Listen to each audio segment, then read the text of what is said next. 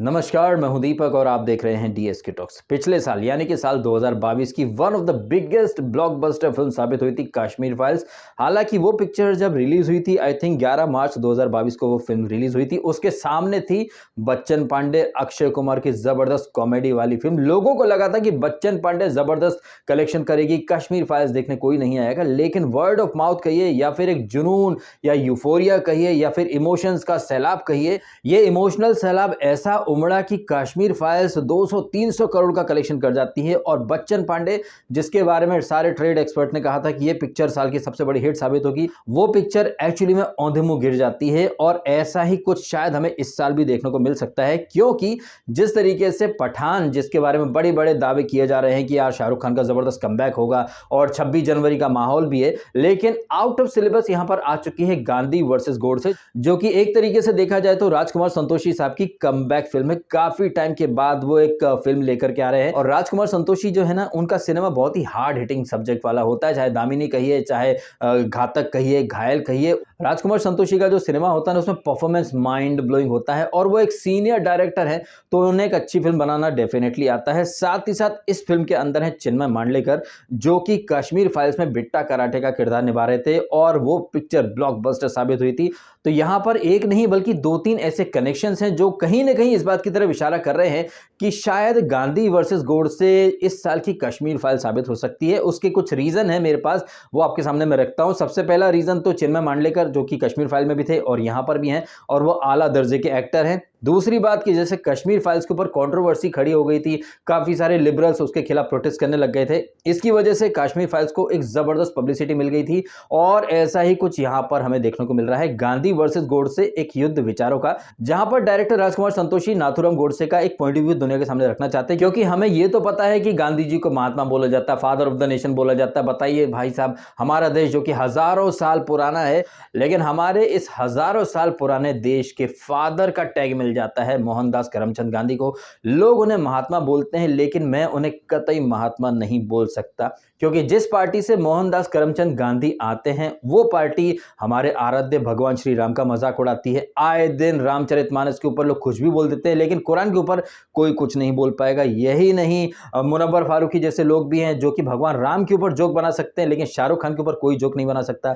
ये कांग्रेस पार्टी जो एक तरफ गांधी जी को फादर ऑफ द नेशन बना देती है, लेकिन हमारे आराध्य भगवान श्री राम को तंबू में बिठा करके रखती है, उन्हें काल्पनिक पात्र या काल्पनिक किरदार का टैग दे देते हैं। लेकिन वही कांग्रेस पार्टी मोहनदास करमचंद गांधी को देश का फादर डिक्लेयर कर देती है। एक तरफ कांग्रेस पार्टी अहिंसा अहिंसा की बातें करती है, दूसरी तरफ जैसे ही मोहनदास करमचंद गांधी को नाथुराम गोडसे ने गोली मारी थी, इस घटना के कुछ घंटे बाद ही महाराष्ट्र के अंदर सो कॉल्ड अहिंसावादी कांग्रेसियों ने कैसे ब्राह्मण कम्युनिटी को टारगेट किया था। सबसे बड़ा एक नरसंहार कहिए या दंगा फसाद जो ब्राह्मणों के साथ हुआ था। क्यों? क्योंकि नाथुराम गोडसे एक ब्राह्मण थे और नाथुराम गोडसे जिस समाज से बिलोंग करते थे, यानी कि चित्पावन ब्राह्मण समाज, उस समाज के लोगों को ढूंढ ढूंढ करके मारा गया। कहने का मतलब है कि एक गोली मार करके नाथुराम गोडसे तो जिंदगी भर के लिए हत्यारा डिक्लेयर हो गया, लेकिन पार्टीशन में हजारों लाखों लोग मारे गए, हजारों ब्राह्मणों का कत्लेआम हुआ।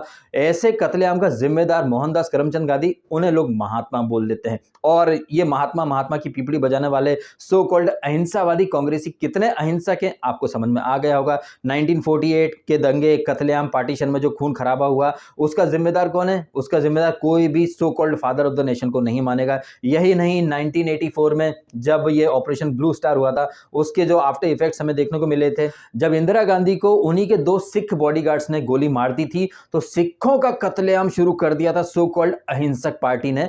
तो ये कांग्रेस पार्टी कितनी दूध की दुली है, ये कितने अहिंसा के पुजारी हैं, ये बात एक नहीं कई बार दुनिया के सामने आ चुकी है। लेकिन कैसे पिछले 70 सालों से ये जो फैक्ट है, इन्हें दबा करके रख दिया गया। जहां हमारे देश के जो हीरोज थे, हमारी जो रियल हिस्ट्री थी, उसे दरकिनार कर दिया जाता है। मुगल्स को हर चीज का क्रेडिट दे दिया जाता है। मुगल्स नहीं आते तो हमें ताजमहल नहीं मिलता, लाल किला नहीं मिलता, ब्ला ब्ला करके मुगल्स को इतना चने के झाड़ पर चढ़ाया जाता है। मुगल्स को आधुनिक भारत का नेशन बिल्डर का टैग दे देते हैं कुछ लिबरल्स या कबीर खान जैसे लोग। लेकिन हमारा जो गौरवशाली इतिहास रहा है, एक से बढ़कर एक वीर प्रतापी राजा रहे हैं, उनके बारे में इतिहास की किताबों में ढूंढने से भी कुछ नहीं मिलता है। लेकिन वो मुगल्स जिनके पास खुद के पास न कुछ खाने को था, न कुछ पीने को था, नेता अक्सर हमारे देश में आकर के लूटपाट करके भग जाया करते थे और फिर हमारे ही देश में उन्होंने डेरा जमा लिया।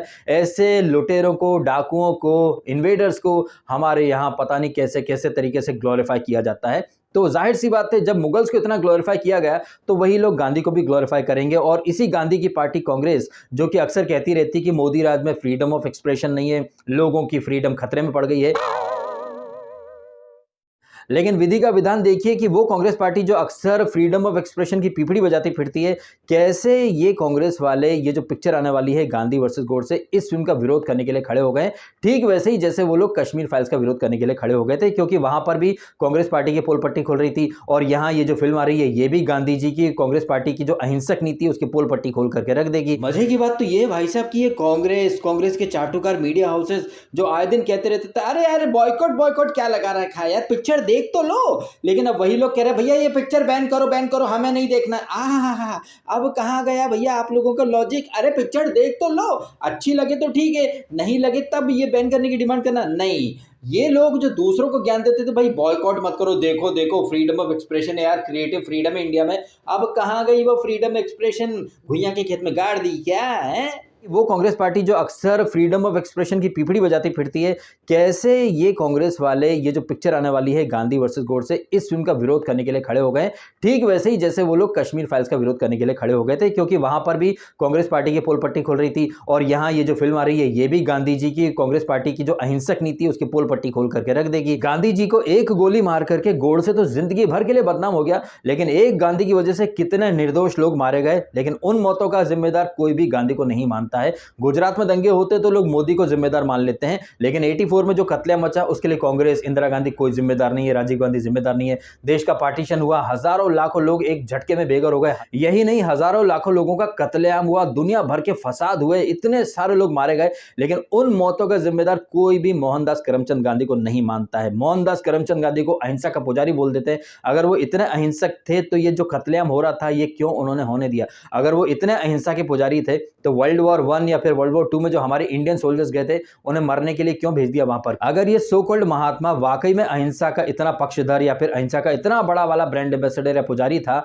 तो वर्ल्ड वॉर क्यों होने दिए? वर्ल्ड वॉर की जगह वहां पर सत्याग्रह करवा देना था। अगर वाकई में मिस्टर गांधी का ये अहिंसा, सत्याग्रह, अनशन ये इतना अचूक ब्रह्मास्त्र था तो फिर दुनिया भर के नेताओं को कन्विंस कर लेते ना भैया कि मैं सत्याग्रह करूंगा, दुनिया को विनाश से बचा लूंगा।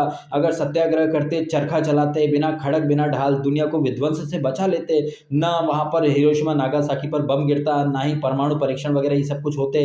अहिंसा से अगर आजादी मिल गई है तो अहिंसा से विश्व युद्ध को भी रोका जा सकता था, है कि नहीं मित्रों? है। लेकिन जैसा कि मैंने कहा कि एक गोली मारने से गोडसे तो जिंदगी भर के लिए हत्यारा हो गया, लेकिन हजारों लाखों लोगों की मौत का जो जिम्मेदार था एक अकेला आदमी जिसका नाम है मोहनदास करमचंद गांधी, उसे आप महात्मा कैसे बोल सकते हैं? आप देखिएगा इस वीडियो के नीचे कई सारे लोग आएंगे, बोलेंगे अरे तुम्हारी हिम्मत कैसे होगी, तुम महात्मा गांधी के बारे में ऐसा बोल रहे हो। भाई आप उन्हें महात्मा बोलते होंगे, लेकिन हम उन्हें महात्मा क्यों माने? क्योंकि जिस पार्टी से वो हैं वो हमारे आराध्य भगवान श्री राम का मजाक उड़ा सकते हैं, उन्हें एक कल्पना या फिर एक मिथ या फिर एक फिक्शनल कैरेक्टर बोल सकते हैं।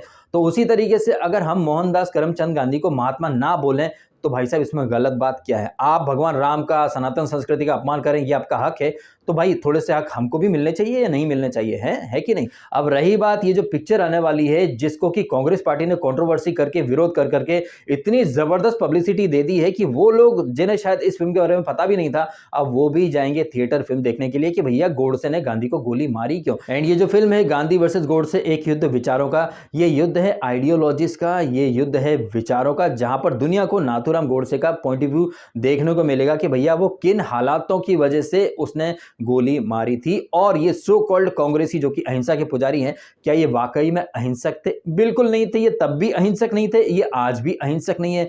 चाहे 1948 रहा हो, चाहे 1984 रहा हो, साल इधर से उधर हो गए, 84 का 48 हो गया, लेकिन कांग्रेसियों का ये लोगों को कत्लेआम करना, मारना, कूटना, एक आदमी की मौत के बदले के लिए उन्होंने हजारों लाखों लोगों को मार दिया या फिर मरने पर मजबूर कर दिया, तो ये कांग्रेस वाले कहां से अहिंसा के पुजारी हो जाते? आज भी देख लीजिए इस पिक्चर के विरोध में वो ऐसे उतारू हो चुके हैं कि पब्लिक प्रॉपर्टी का नुकसान कर रहे हैं, पोस्टर जला रहे हैं, धमकियां दे रहे हैं।